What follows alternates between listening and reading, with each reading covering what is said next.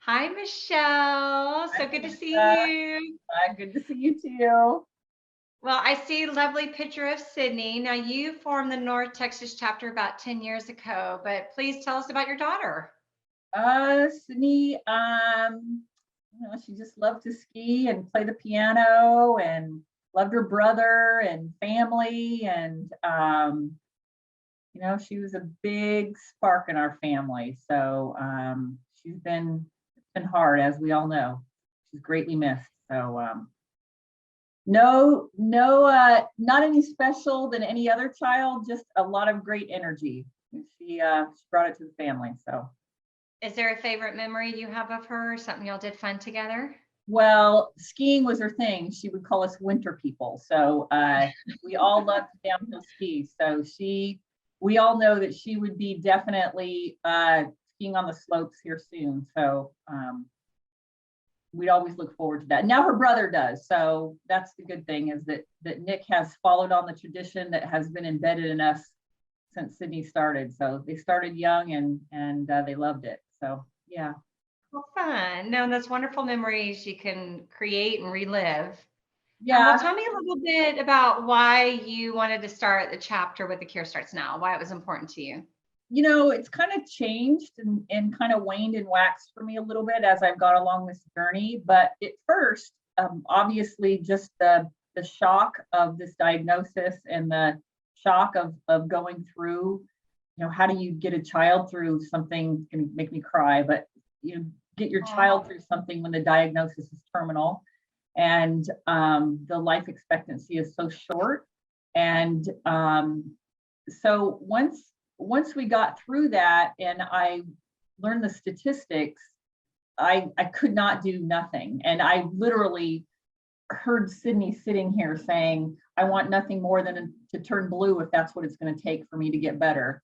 And there was just no way I was going to leave it at that. And so that's when I started digging for, or Steve and I started digging for somebody to be able to give our fundraising efforts to, the money to. And we stumbled across the Cure Starts Now. And, with the 3% overhead and they've gone through growing pains in the past 10 years, but just all the support with how the parents are the ones that are the movement forward in everything that we do, and how the parents and the researchers really work together. Like, I tell people all the time, I challenge you to look for a better nonprofit if you choose. So I agree. It is pretty powerful when we have the symposium and the researchers are with the foundations and the parents, and we've all got the same goal to do better for our kids and find a cure. yeah, Absolutely. you know, So, I think one of the things I want to add with that is that it's interesting when we have that, how the researchers change their mind too. Like going to those symposiums have brought researchers that didn't want to do this anymore because it's so hard. They wanted to change areas of research. And by the parents talking to them and seeing the passion that we have after a loss, I've had numerous people that have come back to tell me that I'm doing this now because of the conversations that I've had with you guys, the parents, the fundraisers. So anyway, wow, really powerful, super powerful. that is. And it just shows little things can mean a lot. Simple Absolutely. conversations. Absolutely. So Well, true. looking at your support over the 10 years, I'm sure that that's come and go in different facets. So, really, what do you want your family, friends, supporters, those in your community to know? This journey isn't easy to do. Whether you choose after the loss of a child to raise money or not, either one is a choice, right? And when a person chooses to raise money for a child and for research and for something that is so desperately needed in this area, that the littlest amount of support means so much to us. I always tell my family, when I have a fundraiser, I don't care if it's $5 or $5,000. Like, every bit means something to what I'm putting my heart and soul into this. Not doesn't bring Sydney back. It doesn't bring our kids back, but it brings hope for the future. So we don't knock ourselves down every day, trying to build something for hope for our kids for nothing.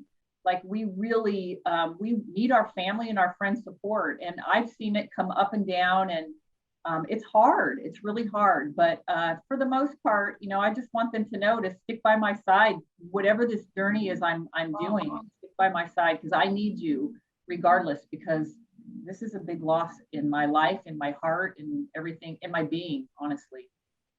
As for you. No, it's something that's hard to describe, and you never want other families to know it. But I echo that completely. Every time I see a donation, it just lifts me up that my child mattered, and that all of our other children matter even more, It right? gives So me chills. I think everything we do is for our kids.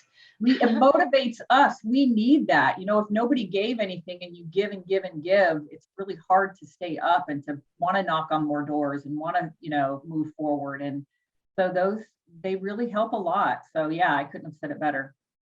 Well, I appreciate you continuing to do it 10 years later. I definitely look to you knowing that I can too. And I'm glad My you're my friend, friend. you are, yeah, you're a force to be reckoned with for sure. So I'm glad that you're on our team, not because of the situation, but because of, who you are. So thank you And to we're you. in it together. I know we're in it together. We're in it together in this muck together. Thank you, Michelle. Thank you. Have a good one.